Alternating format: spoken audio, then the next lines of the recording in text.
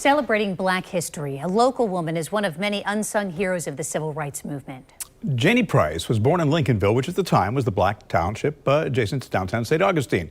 News 4 Jax reporter Aaron Farrar tells us she was a trailblazer for women working in healthcare. Janie Price would let historic figures like Dr. Martin Luther King Jr. stay at her house when they came to town.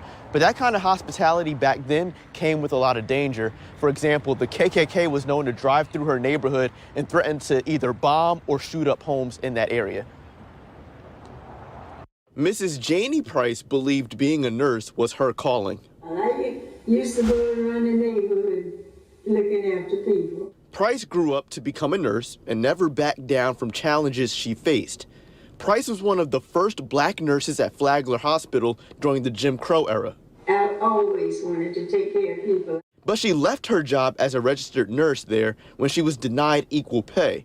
The color of her skin meant she earned less than a licensed practical nurse. Miss Janie is a part of the fabric of this community. Price led the fight for equality for black nurses.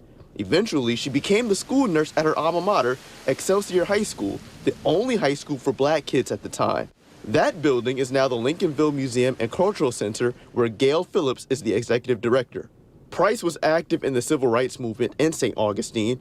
Dr. Martin Luther King Jr., whom she became friends with in college, and Reverend Ralph Abernathy stayed at her house when they came to the city for rallies and marches. They had to sleep on mattresses on the floor because the white supremacists and the Klan were known to drive through Lincolnville and shoot bullets into the homes or throw a firebomb. So she wanted him to be safe.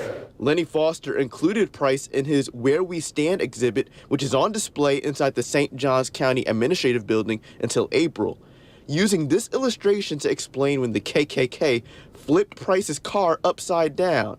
It happened after they found out that she picked up Dr. King and Abernathy from the airport during one of their visits.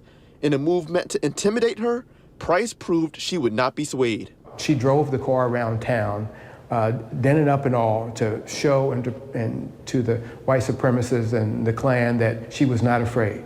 Those acts of bravery and courage helped set the tone. Price's actions encouraging others to follow suit. Price is 95 years old. She's turning 96 in May. The Lincolnville Museum and Cultural Center named her a living legend in St. Augustine. Reporting, I'm Aaron Farrar, Channel 4, the local station.